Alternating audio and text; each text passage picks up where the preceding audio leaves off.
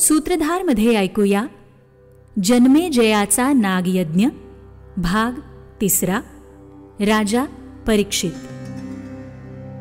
जे ठरवते नियती तेच घडते अंती, फेऱ्यात अडकता उरे फक्त परिणाम हाती.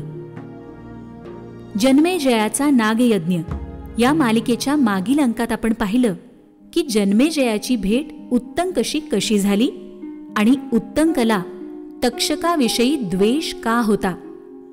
पण सगळ्यात आधी हा प्रश्न उभा राहतो की राजा परीक्षित याला असा शाप कोणी दिला ज्यामुळे तो तक्षकाच्या दंशाला बळी पडला आणि त्याचा मृत्यू झाला. या भागात आपण राजा परीक्षिताच्या कथेविषयी जाणून घेऊया आणि त्याच्या मृत्यूचं कारण समजून घेऊया. एके दिवशी राजा परीक्षिताने शिकार करताना एका हरणाला आपल्या बाणानं घायाळ केलं, पण ते हरिण आपला जीव वाचवून पळून गेलं होतं.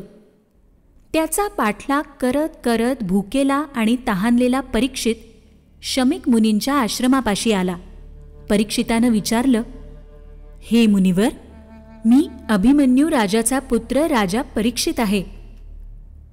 मी एका हरणाची शिकार करत असताना त्याला जखमी केलंय, पण ते आता मला सापडत नाहीये. तुम्ही त्याला पाहिलं आहे का? शमीक मुनी मौन व्रताचं पालन करत होते, त्यामुळे त्यांनी परीक्षिताच्या प्रश्नाचं काहीच उत्तर दिलं नाही आणि ते आपल्या तपात लीन राहिले. यावर चिडलेल्या परीक्षिताने त्याच्या धनुष्याने एक मेलेला साप उचलून त्यांच्या खांद्यावर ठेवला, पण त्यावरही मुनींनी काहीही प्रतिक्रिया दिली नाही. हे पाहून परीक्षितानं त्याचा क्रोध आवरला आणि पश्चाताप करत तो त्याच्या राजधानीकडे परतला. एक कुरुवंश होता, निर्वंश त्याचा झाला, मग परीक्षितच निर्जनांचा राजा बनला. मग अहंकार वाढला, दंश काळाचा असा झाला, तोच अहंकार अखेर विघातक ठरला. शमीक मुनींच्या पुत्राचं नाव होतं शृंगी. तो महान तपस्वी आणि व्रतधारी होता, पण त्याचा स्वभाव खूप रागीट होता. एके दिवशी जेव्हा तो घरी जात होता तेव्हा त्याला त्याचा मित्र ऋषिकुमार कृश भेटला. कृश हसत हसत म्हणाला, शृंगी, तू तर मोठा तपस्वी होऊन बसलायस, पण तुझ्या पित्याच्या खांद्यावर एक मेलेला साप पडून आहे. हे पाहून मला तर खूप दुःख झालं, पण तू मात्र हे चुपचाप बघत बसलायस.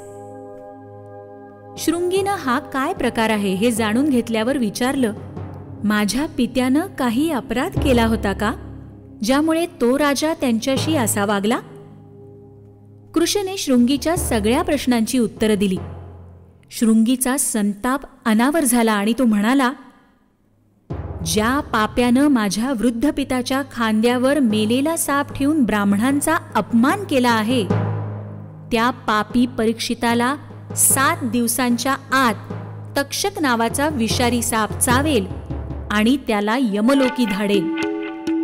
यानंतर जेव्हा शृंगीने त्याला पित्याच्या या शापाविषयी सांगितलं तेव्हा त्यांना ते आवडलं नाही, कारण त्यांना माहीत होतं की शृंगीनं निव्वळ अज्ञानातून असं केलं होतं.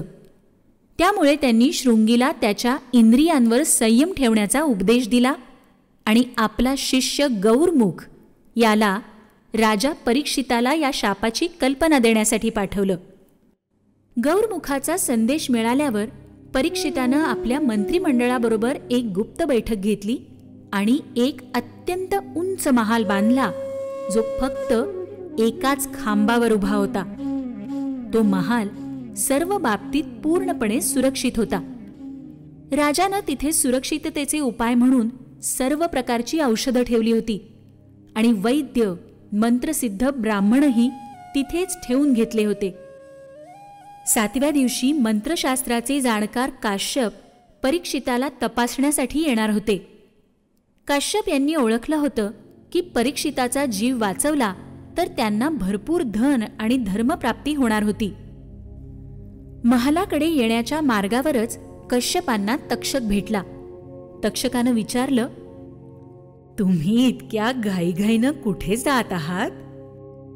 कश्यपांनी उत्तर दिलं, आज नागराज तक्षक राजा परीक्षिताला डसणार आहे, त्यामुळे मी त्यांना तात्काळ विषरहित करून जीवदान देण्यासाठी निघालो आहे. तक्षकाने स्वतःची ओळख दिली आणि राजाचं रक्षण करण्याच्या निर्णयावर ठाम असलेल्या कश्यपांना तो म्हणाला, जर असं असेल तर आधी मी ज्या वृक्षाला दंश करेन त्याला जिवंत करून दाखवा. तक्षकानं एका वटवृक्षाला दंश करून भस्म केलं आणि कश्यपांनी त्या वृक्षाला पुन्हा जिवंत करून उभं केलं. त्यानंतर तक्षकानं विचारलं, हे कश्यप, तुम्ही तिथे काय उद्देशाने जात आहात? तुम्हाला जे हवं आहे ते तुम्ही मला सांगा. शक्य असेल तर मी तुमची इथेच इच्छापूर्ती करेन आणि तुम्ही आल्या वाटेने परत जाऊ शकाल. काश्यप म्हणाले, मी धनाच्या अपेक्षेने तिथे जात आहे. तू मला धन दिलंस तर मी परत जाईन. तक्षकाने कश्यपांना परीक्षिताहून जास्त धन दिलं आणि कश्यप तिथून परत गेले आणि हस्तिनापुरात जाऊन त्यांनी आपल्या माया मंत्राचा वापर करून काही नागांना तपस्वींच्या रूपात राजाकडे फळं घेऊन जायला सांगितलं. राजा परीक्षितानं खाण्यासाठी जे फळ उचललं त्यात एका अळीच्या रूपात स्वतः तक्षक तिथे बसलेला होता. मंत्र्यांनी लगेच त्या अळीला तिथून काढून टाकलं, पण अहंकारात बुडालेल्या परीक्षितानं त्या अळीला तक्षकाचं रूप मानून आपल्या खांद्यावर ठेवून त्याच्यावर वार करण्यासाठी मंत्र्यांना सांगितलं. अळीला परीक्षिताच्या खांद्यावर ठेवता क्षणी परीक्षित उपहासानं जोरजोरात हसू लागला. त्याच वेळी तक्षकानं आपलं मूळ विशाल रूप धारण केलं आणि परीक्षिताला विळखा घालून दंश केला. राजा परीक्षिताच्या मृत्यूनंतर जन्मेजयाला हे रहस्य कसं समजलं? नागांनी या नागयज्ञातून आपले प्राण कसे वाचवले? या प्रश्नांची उत्तरं जाणून घेण्यासाठी थोडी प्रतीक्षा करा. तात्पर्य: अहंकारातून केलेल्या कर्मांचा परिणाम अत्यंत विनाशकारी होतो. राजा परीक्षिताला याच अहंकारामुळे शाप मिळाला होता आणि पुन्हा त्याला मुनींचा शाप खोटा ठरल्याचा अहंकार झाला. तेव्हा त्याच्या बुद्धीला काळाने ग्रासले आणि त्याला मृत्यू आला.